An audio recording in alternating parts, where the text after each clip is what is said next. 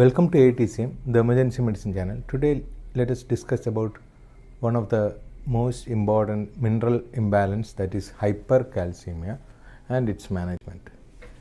It is a very important mineral for bone formation and neuromuscular function. Both these areas, this is one of the major component which can build up the bone, and it helps in the transmission of electrical activity in neuromuscular junction. Around 99% of the body calcium is inside the bone, and remaining 1% will be in extracellular fluid. What we are seeing in serum calcium, that is mostly the calcium which is present in the extracellular fluid. Calcium balance is mainly regulated by bone, kidneys, stomach, but all these things are controlled by a hormone, that is parathyroid hormone, and a vitamin, that is vitamin D. PTH stimulates bone resorption, promotes conversion of vitamin D to calcitriol. So that will help in calcium absorption and maintenance of bone strength, and whenever blood calcium comes down from bone, it will be released to blood also. So you can see here low concentration of calcium in the blood, release of parathyroid hormone to the bone. From bone, calcium will come out to the intravascular space or extracellular space. Kidney, it will decrease the loss of calcium in the urine, and vitamin D production will be there. Intestine, it will enhance the absorption of calcium. So ultimately calcium levels will increase in the blood. Okay, so PTH, vitamin D, these are the two important hormones and vitamins which helps in calcium regulation. Now there is something called as ionized calcium. Nearly 50% of the serum calcium is ionized. That means it is free, and remaining 40% will be bound to albumin, and 10% will be bound to anions like phosphates. So that 50% is free calcium, 40% is bound to albumin, and 10% will be bound to phosphates.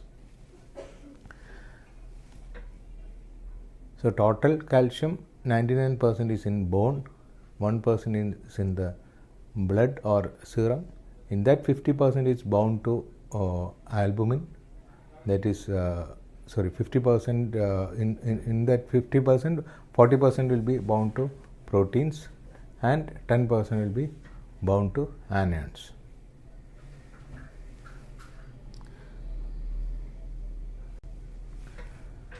Now when we discuss about calcium, we always compare the calcium with the albumin.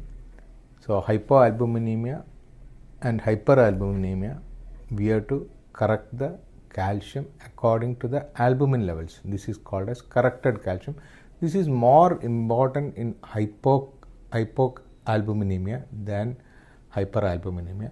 So hypoalbuminemia, whenever calcium is low, we can correct it so that you can get a higher value. Hyperalbuminemia, same like the hypercalcemia, hyperalbuminemia is there. That is one of the correction factor there. So if hyperalbuminemia is there, we have to always correct the calcium levels. But it is not clinically, clinically it is very important in hypocalcemia than hypercalcemia. Definition of hypercalcemia is calcium level more than 10.2 milligram per deciliter when the serum albumin is normal. That we have seen in the previous slide. When serum albumin is normal, the calcium level, if it is more than 10.2, we call it as hypercalcemia. Among all causes of hypercalcemia, primary hyperparathyroidism and malignancy are the most common causes. Primary hyperparathyroidism, parathyroid hormone will be elevated, and malignancy, it will be mostly from bone lytic lesions, including multiple metastasis and multiple myeloma. Patient can lose calcium from the bone. So these are the two important causes. Patient with hypercalcemia due to malignancy usually have very high calcium levels and they are highly symptomatic and they are resistant to treatment comparing with primary hyperparathyroidism. That's how we differentiate clinically hypercalcemia due to malignancy and hypercalcemia due to primary hyperparathyroidism. In hyperparathyroidism, the symptoms are less, calcium levels are not very high, and the response to treatment is quick. Whereas in hypercalcemia due to malignancy, symptoms are very high, calcium levels are very high, and treatment response is very poor. That is a major difference. So, if you can see here, parathyroid adenoma or hyperplasia, parathyroid hormone release will be high. That will produce bone. From bone, calcium can be released to the blood. Resorption of bone, calcium and phosphorus released to blood. In kidney, increased calcium reabsorption, increased phosphate excretion. In intestine, activation of vitamin D, increased calcium uptake from the intestine mucosa. All these things lead to hypercalcemia and hypophosphatemia. We should know why hypophosphatemia occurs, because PTH increases the phosphate excretion through the kidneys. So that is a reason for hypophosphatemia. So whenever we have hypercalcemia, clinically hypercalcemia, we always look for PTH levels. If it is high PTH, then the causes are two important causes: hyperparathyroidism and familial hypercalciuric hypercalcemia. In that, hyperparathyroidism is very important because PTH is elevated due to adenoma or hyperplasia of parathyroid hormone. You can see in the right hand side of the picture, PTH will be released. But whereas PTH is normal, we have to think about parathyroid hormone related proteins. That is mainly seen in malignancies. So malignancy, especially paraneoplastic syndrome, these are proteins which resembles the hormone. So parathyroid hormone related proteins, that they will be released, and you can get, again, clinical features will be same, but all will be in a aggravated fashion. So all symptoms and signs of calcium will be, hypercalcemia will be very high in parathyroid related protein, parathyroid hormone related protein released, induced hypercalcemia. Pseudo hypercalcemia is mainly seen in hyperalbuminemia. That condition is not clinically very common, so we will not be discussing that. Very rarely this can happen. So patients with hyperalbuminemia can have elevated serum total calcium. Now hypercalcemia causes, you can remember like this: chimpanzees, calcium excess, administration of supplementation of calcium, especially in ICUs, hyperparathyroidism, prolonged immobilization, multiple myeloma, milk alkali syndrome. Multiple myeloma is a bone lytic malignancy, bone related malignancy, parathyroid adenoma, aluminum intoxication, neoplasm, which can produce malignancies like multiple metastatic lesions in the bone, or paraneoplastic syndrome, Zollinger-Ellison syndrome, excessive vitamin D intake. Nowadays it is very common, all because of hypovitaminosis. Many patients are taking vitamin D, and they ultimately develop, since when the vitamin D is very high, they develop hypercalcemia also. Sarcoidosis is another condition, chronic granulomatous disease like tuberculosis, that patient can have hypercalcemia.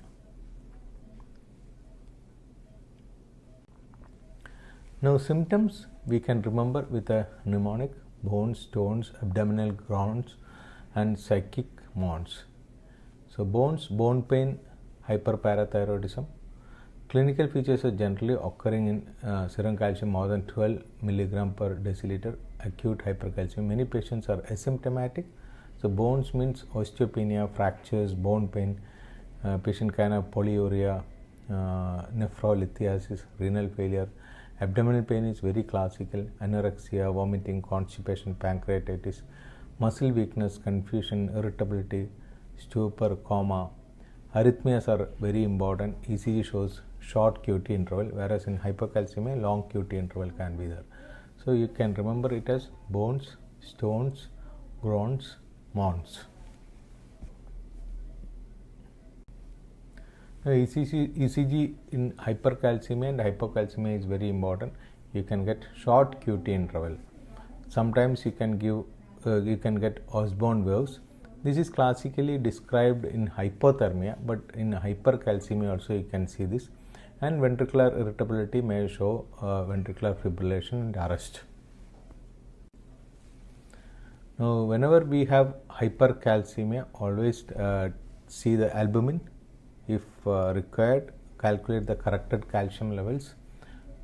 Then PTH levels are very, very important, because we have seen that elevated PTH can be due to hyperparathyroidism. If PTH is normal or elevated with elevated urinary calcium, primary hyperparathyroidism, low urinary calcium, familial hypercalcemic, calciuric hypercalcemia. PTH is low, you have to always suspect malignancy. You have to do X-rays of chest, bone scan, multiple myeloma workup, serum protein electrophoresis, angiotensin converting enzyme levels, that is mainly seen in sarcoidosis, that is a chronic granulomatous disease. Serum phosphate, if plasma phosphate is low, then it is primary hyperparathyroidism. We have seen previous slides how it produces hypophosphatemia, because kidney loses phosphate because of PTH action. High plasma phosphate, tertiary hyperparathyroidism. Now workup will be like this. It is mainly depending on your parathyroid levels. If parathyroid levels are very high, think about hyperparathyroidism, primary hyperparathyroidism. Urinary calcium is low, means familial hypocalciuric hypercalcemia. Then low PTH, parathyroid hormone related protein. Then you have to always suspect malignancies, lymphomas, sarcoidosis. So you may have to investigate for that. You may have to take chest X-rays, bone scans, all these things. So there is a difference between multiple myeloma and multiple metastatic lesions in the bone. Multiple myeloma and multiple metastasis both produces lytic lesions in the bone, but both produces hypercalcemia. But alkaline phosphatase will be normal in multiple myeloma, whereas in multiple skeletal metastasis, alkaline phosphatase will be high. So that is a very important investigation when we are seeing multiple lytic lesions in the bone. But protein electrophoresis is the most important investigation in multiple myeloma. That also we should remember. Now management is very important from emergency physician's point of view. If calcium is normal, slightly higher and the patient is asymptomatic, just ask the patient to take plenty of water. That is more than enough. No need to give any IV treatment. So just give a lot of fluid, increase the urinary output. That removes the calcium, and investigate for the cause for the hypercalcemia. Now, one of the major problem of very high calcium in our body, patient develops severe dehydration, because patient will be losing large amount of volume through the kidneys. So we have to rehydrate the patient and give diuretics. So same time patient will have hypovolemia, that has to be corrected, and we have to promote the urinary output, so that the through urine calcium will be removed. So we can give high amount of fluid with Lasix. So IV fluids around 10 liters per day has to be given. 0.9% normal saline should be given, with furosemide 80 to 100 milligram every 1 to 2 hours. We have to promote the urinary output. So high volume infusion with Lasix, that increases the volume status, that prevents the renal failure, that removes the calcium from the body. That is 3 important things you should remember.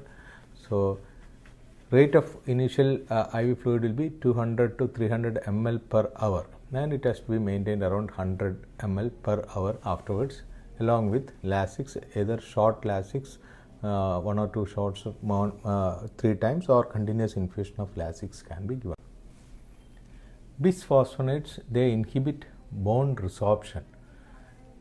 So that is very important. It is done via interference with osteoclast recruitment and function. So there is increased calcium mobilization from the bone in malignancy and severe hyperparathyroidism. Bisphosphonates, which inhibits bone resorption, should be given for this type of patients. We normally give IV zoledronic acid 4 mg in 100 ml normal saline intravenous infusion or 15 minutes. Famidronate is another treatment option and etidronate is another treatment option. Only thing, we should be very careful if the patient is already having renal failure. Sometimes we have to adjust the dose, sometimes we cannot give. Depending on the creatinine and creatinine clearance, the dose has to be adjusted. So IV zoledronic acid is a very useful drug in hypercalcemia. Steroids. Steroids prevent the intestinal calcium absorption and increases urinary calcium excretion. It also decreases vitamin D production by activated mononuclear cells in patients with granulomatous diseases or lymphoma, especially in sarcoidosis. This is very helpful in sarcoidosis. They are effective in hypercalcemia due to hematological malignancies like myeloma, granulomatous lesions or tumor lesions, and vitamin D intoxication. Hydrocortisone 100 to 300 mg daily or prednisolone 1 to 2 mg per kg body weight oral also can be given. Calcitonin. Salmon calcitonin infusion 4 to 8 international units per kg 6 hourly, IM or subcutaneous.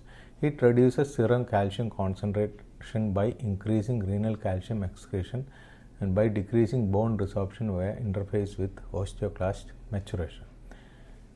For this purpose, nasal calcitonin spray is not effective. It is not useful for hypercalcemia, but it is a very good treatment option for osteoporosis, but here it is not useful. So efficacy of calcitonin is limited to first 48 hours, even with repeated doses due to tachyphylaxis. So you no need to continue it after 48 hours. You can discontinue the therapy, and after sometimes if the patient does not improve, we can restart it. Dialysis is the ultimate treatment of choice if hypercalcemia is not responding to your routine treatment, especially in malignant lesions, or if the calcium levels are very high, more than 16 mg per deciliter, or heart failure is there, or if the patient is having renal failure, we are not able to give zoledronic acid or other treatment options, fluids, then dialysis is the only option left behind. So we have to be very careful. Conditions with very high calcium, conditions with acute arrhythmias which is not responding to your routine treatment, patient is having fluid overloaded state, or we cannot give more fluids because of the renal failure, we are not able to give zoledronic acid, then treat the patient with dialysis. So we have discussed one of the most important mineral imbalance in emergency room and ICUs. If you have a very good cancer unit, then the number of cases coming with hypercalcemia will be very high, and ECG is one of the important tool. Serum calcium, serum albumin is very important investigation, and moreover like patient can have other electrolyte or mineral imbalance also can be there. Hypophosphatemia can be there, hypokalemia can be there, hyperkalemia can be there. There will be lot of interaction with potassium and calcium when we are treating. So that also should be taken care. So treatment is mainly fluid, zoledronic acid, steroids and dialysis. Thank you.